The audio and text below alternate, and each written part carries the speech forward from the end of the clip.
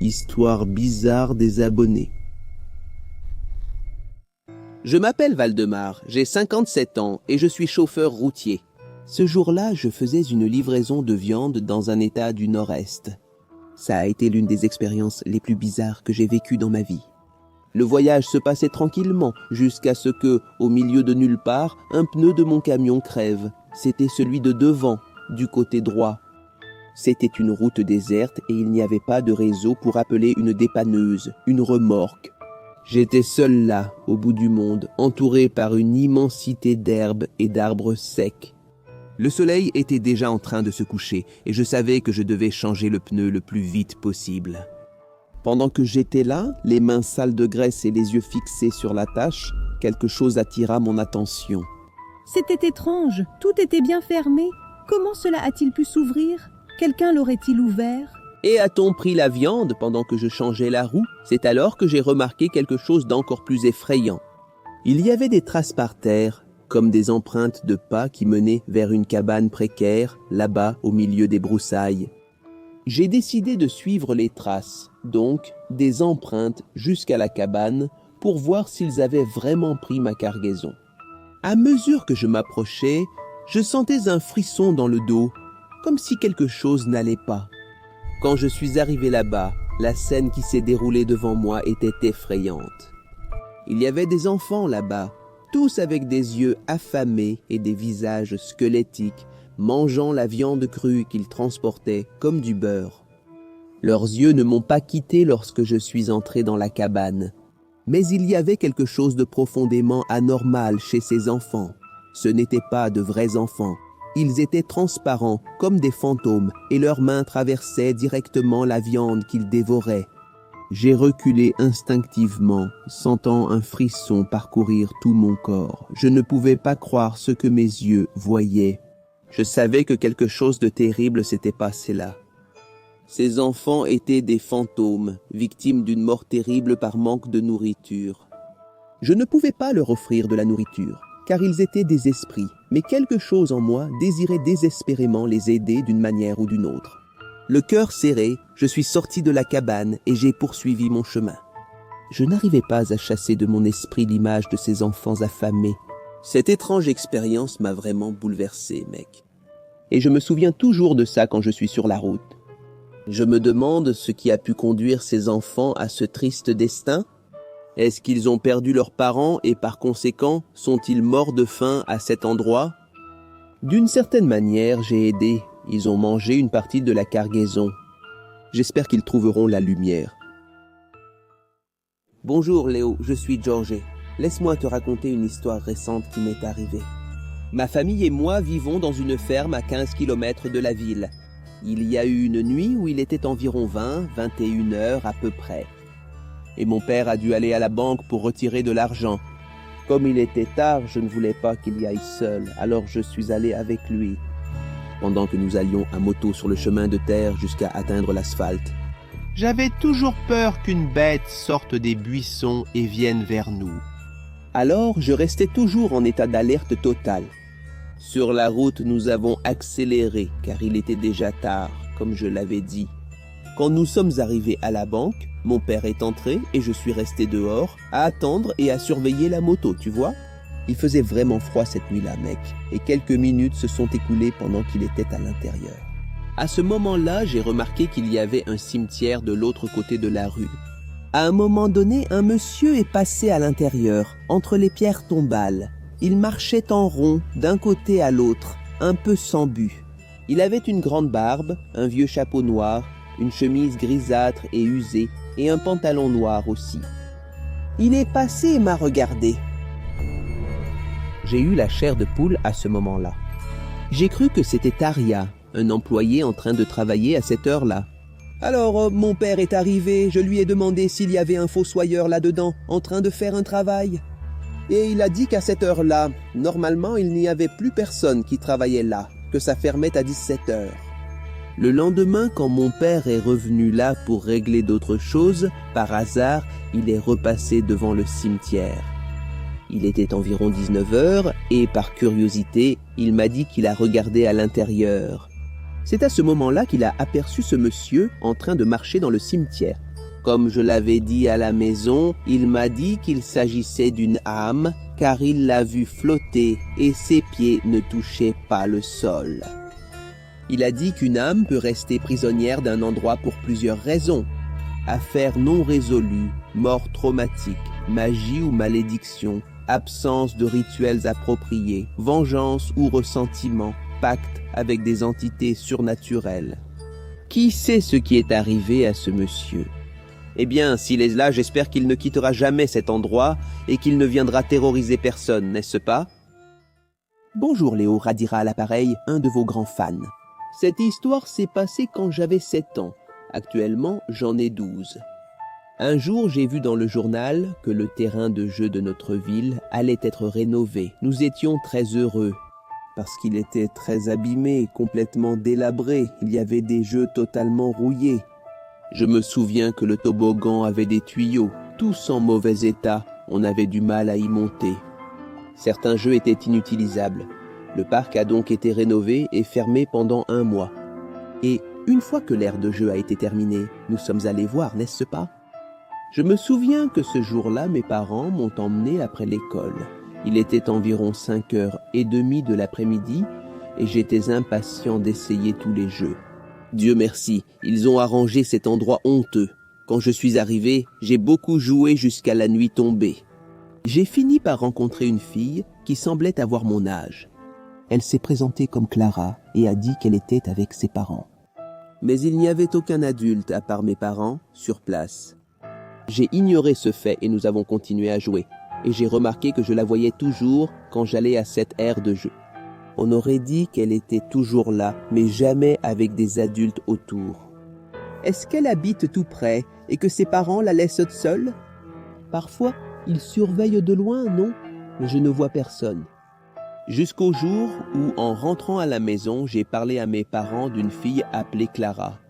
Cependant, ils ont dit qu'ils m'avaient vu très content, en train de jouer comme si je parlais avec une camarade, mais qu'il n'y avait personne là-bas. Ils ont pensé que c'était une amie imaginaire à moi, que j'étais en train d'imaginer des choses, ou alors cette fille, en réalité, était un fantôme qui était morte là, dans un accident, sur ces vieux jeux rouillés. Des années plus tard, j'ai appris qu'une fille était morte là-bas. Et cela a provoqué un grand remue-ménage à l'époque, forçant la mairie à rénover l'aire de jeu qui n'avait pas été entretenue depuis des décennies et qui représentait un danger pour les enfants. Actuellement, je ne la vois plus. Je pense que son esprit est parti se reposer. Histoire bizarre des abonnés. Salut, j'aime beaucoup ta chaîne et j'aimerais partager une histoire qui m'est arrivée il y a quelques mois. Je m'appelle Yasmine et récemment mon arrière-grand-mère paternelle est décédée. Je suis allé à l'enterrement qui a eu lieu dans un cimetière très beau et en présence de beaucoup de monde. Bien que j'ai déjà vécu quelques expériences surnaturelles, ce qui s'est passé ce jour-là était vraiment sinistre. Tout le monde suivait l'enterrement de manière très traditionnelle. Et moi, à ce moment-là, je restais simplement silencieux, respectant la tristesse qui entourait l'occasion. C'est à cet instant que j'ai commencé à entendre des grésillements semblables à ceux d'une radio. Mon père est radioamateur. Alors, au début, j'ai supposé que le bruit venait de lui ou de quelqu'un chargé de l'entretien du cimetière qui serait là, n'est-ce pas ? Utilisant un certain type de radio, je pensais que tout le monde autour de moi entendait aussi ce bruit, et je n'y ai pas vraiment prêté attention. Cependant, au fil des secondes, le bruit a commencé à s'intensifier, devenant plus clair et perturbant. J'ai regardé autour de moi pour voir si les gens étaient aussi affectés par ce son étrange, mais tout le monde semblait complètement indifférent, comme s'il n'entendait absolument rien. J'ai donc décidé de reporter mon attention sur l'enterrement en essayant d'ignorer la gêne. C'est à ce moment-là qu'un cri terrifiant a retenti dans tout le cimetière. Le cri était plein de désespoir et d'angoisse, et son son glaçant m'a fait sursauter en arrière de peur. J'ai regardé autour de moi une fois de plus, mais tout le monde semblait continuer sa vie, comme si rien ne s'était passé.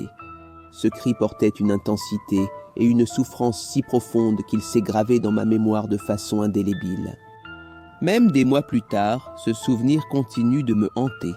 Ce fut un épisode véritablement énigmatique et inexplicable qui m'a laissé un sentiment d'inquiétude jusqu'à aujourd'hui. Était-ce une manifestation surnaturelle ou simplement le produit de mon imagination ? Je sais seulement que c'était extrêmement bizarre. Bonjour Léo, je suis Donato de Belo Horizonte. Si tu choisis mon histoire, dessine-moi avec le t-shirt de Bendis. L'histoire bizarre que je vais raconter aujourd'hui m'est arrivée en 2020 et s'est terminée à la fin de cette année-là.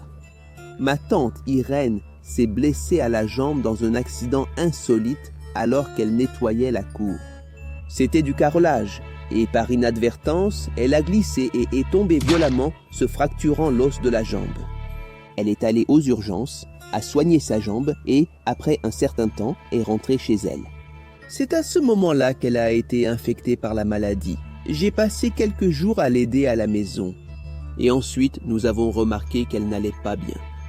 Elle devait être hospitalisée car elle avait du mal à respirer. Elle était vraiment mal, dans un état grave. En fait, ça nous a brisé le cœur. C'est triste de voir un proche dans cet état, mec. Comme nous vivions dans une zone rurale, il était difficile d'aller à cet hôpital tous les jours. Alors, un jour, ma mère a décidé d'y aller pour voir comment elle allait. Nous avons mis un masque pour éviter une éventuelle infection. Et, en arrivant là-bas, elle n'allait pas mieux. Au contraire, sa situation devenait de plus en plus critique. J'ai eu très peur, pensant que nous allions attraper cette maladie étrange et finir comme ma tante. Alors, nous sommes rentrés chez nous et avons décidé de brûler le canapé où elle s'asseyait, car il pouvait contenir le virus. Et on aurait pu l'attraper, non ? Mon père m'a prêté un briquet pour que je mette le feu. Cependant, lorsque j'ai commencé à incendier l'objet, quelque chose d'étrange s'est produit. Quand le canapé a commencé à brûler, une silhouette fantomatique de feu est apparue devant mes yeux. On aurait dit une créature qui criait et se débattait. Désespéré, je suis allé voir mon père pour demander de l'aide et, en revenant, il n'a rien vu d'anormal.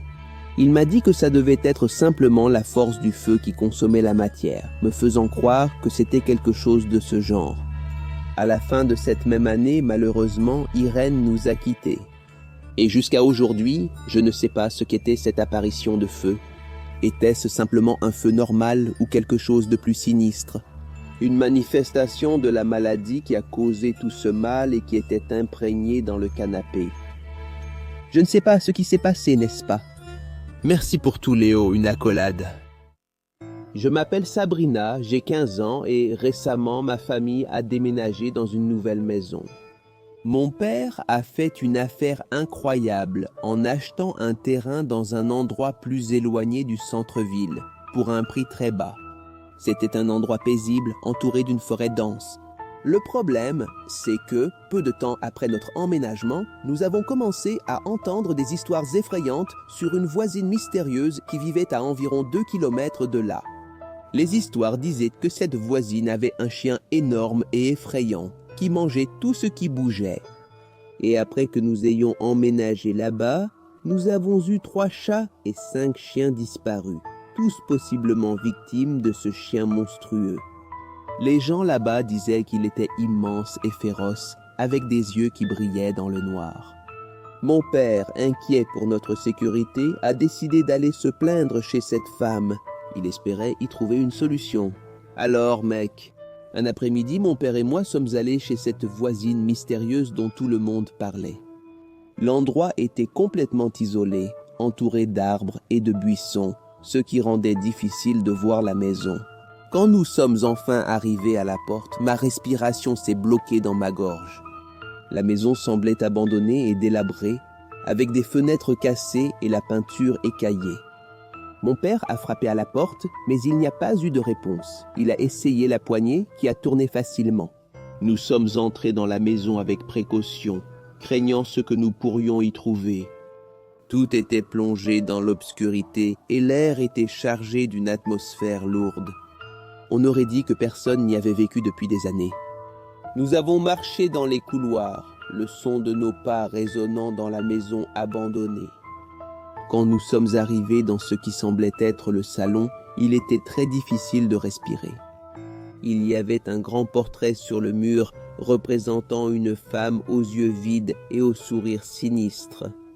C'était peut-être la mystérieuse voisine. Nous avons continué à explorer la maison, chaque pas augmentant la sensation de malaise. Nous sommes arrivés dans une chambre qui semblait être l'endroit où la femme vivait. Elle était remplie de vieux livres et de vieux portraits. Mais le plus effrayant, c'est quand nous avons remarqué un collier de chien par terre, avec un nom gravé dessus, Rex. C'était le nom du redoutable chien tueur, qui passait son temps à manger les chiens et les chats du quartier. À ce moment-là, nous avons entendu un bruit venant de dehors. Nous avons couru à la fenêtre et vu quelque chose qui nous a glacé d'effroi. Le gigantesque chien Rex se tenait immobile dans la cour, regardant la maison. Ses yeux brillaient et sa bave coulait. Ce n'était pas un chien normal, Léo, c'était une bête démoniaque. Le cœur battant, mon père a dit que probablement la voisine mystérieuse ne devrait pas être là. En fait, cette bête a dû la manger. Il y avait des traces de sang par terre. Probablement la propriétaire lui a servi de dernier repas. Le chien a soudainement détruit la porte et est entré furieux. Heureusement, mon père portait son pistolet et il a tiré sur la bête. Heureusement, il s'est enfui de là et nous avons pu rentrer à la maison. Encore aujourd'hui, j'ai peur de marcher dans la rue, de peur que ce chien bizarre apparaisse. Si je n'avais pas vu moi-même ce monstre gigantesque, je ne croirais pas qu'une créature aussi effrayante existe.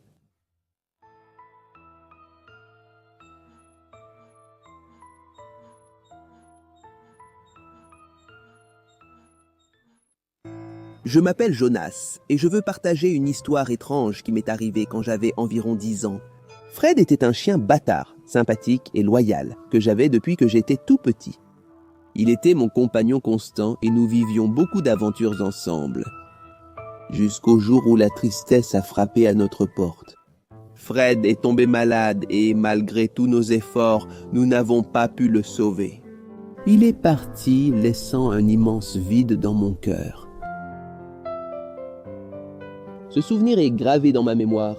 Je suis allé dans le jardin de notre maison, là où il avait l'habitude de jouer et de s'allonger au soleil. Et les larmes aux yeux, j'ai creusé une tombe pour l'enterrer. J'ai placé une petite pierre tombale en son honneur et j'ai pleuré toute la nuit.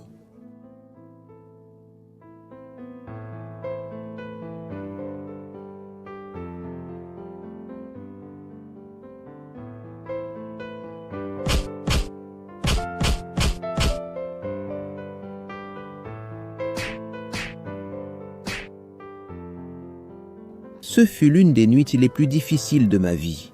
Cette même nuit, il était environ minuit et j'étais allongé dans mon lit, encore bouleversé par la perte de Fred. Quand j'ai entendu un bruit étrange venant du jardin, c'était un son inquiétant, comme un grattement constant qu'on ne pouvait pas ignorer. Je me suis levé et je suis allé à la fenêtre, tu vois, pour voir ce qui causait ce bruit. Mais rien n'était en vue, tout semblait normal. Encore troublé, je suis allé me coucher et j'ai essayé de dormir en me convainquant que c'était juste mon imagination qui s'emballait.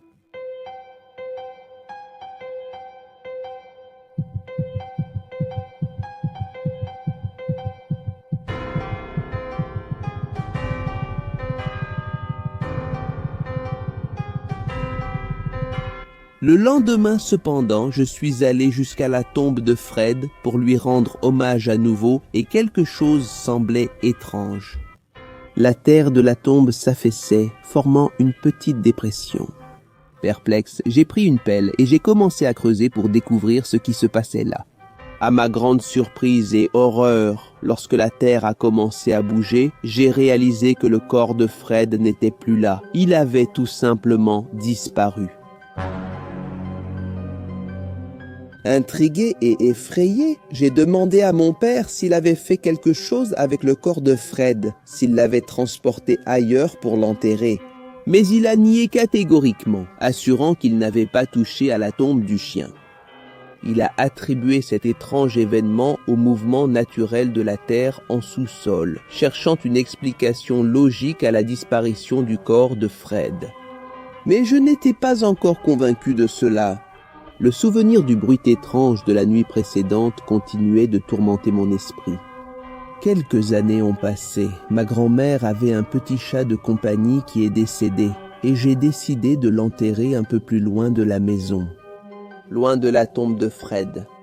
Cependant, à ma grande surprise et horreur, la même chose s'est reproduite. La terre s'est affaissée et le corps du chaton a disparu. Cela a laissé un soupçon troublant. Une créature ou une force inconnue volait les corps des animaux qui étaient enterrés là.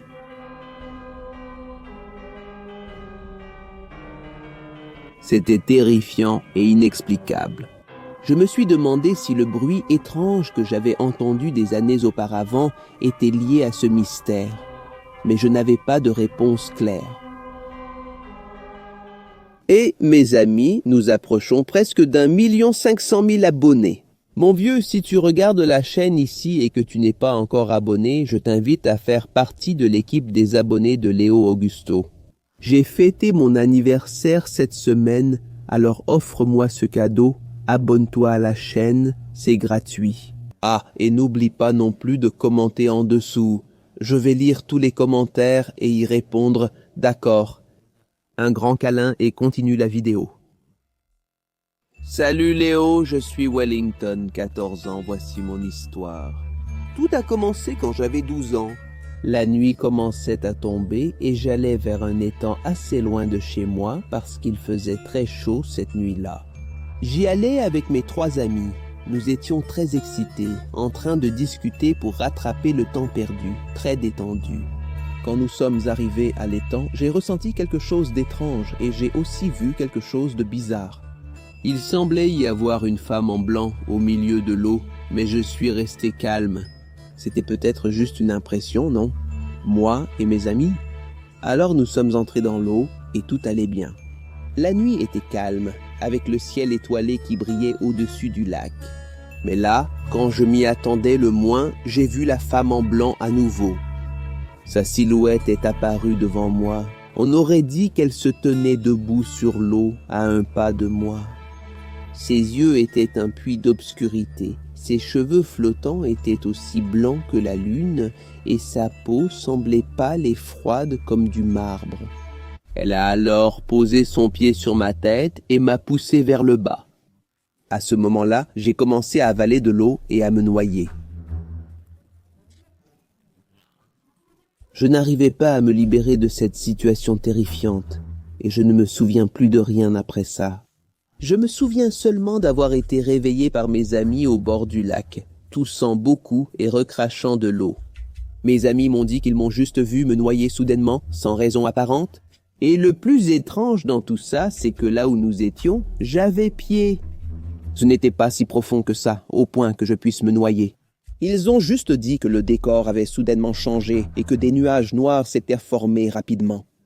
Il y avait aussi des éclairs qui s'approchaient, déchirant le ciel, et des tonnerres assourdissants. Mais ils n'ont vu aucune femme là-bas, encore moins quelqu'un en train de se noyer comme je l'ai raconté. Ils ont d'abord pensé que je plaisantais, mais quand ils ont vu que je ne remontais pas à la surface, c'est là qu'ils m'ont tiré hors de l'eau. Un vieil habitant du coin, appelé Monsieur Pereira, avait l'habitude de rôder autour du lac la nuit. Il est passé, a vu l'agitation et a demandé si tout allait bien, tu vois. Et puis il a raconté quelque chose de sinistre. Selon lui, la lagune était maudite depuis des générations, que des gens s'y noyaient de façon mystérieuse, même au bord, là où ils avaient pied, et qu'il essayait de trouver des réponses, mais n'en trouvait jamais. Depuis ma rencontre avec la femme en blanc, je suis tourmenté par d'horribles cauchemars. Je suis toujours noyé par la même. Je vais dans un endroit sombre et je me réveille avec le drap sur mon visage, m'étouffant, trempé de sueur froide, convaincu que ce seraient mes derniers instants en vie. J'espère que vous avez aimé cette histoire bizarre des abonnés.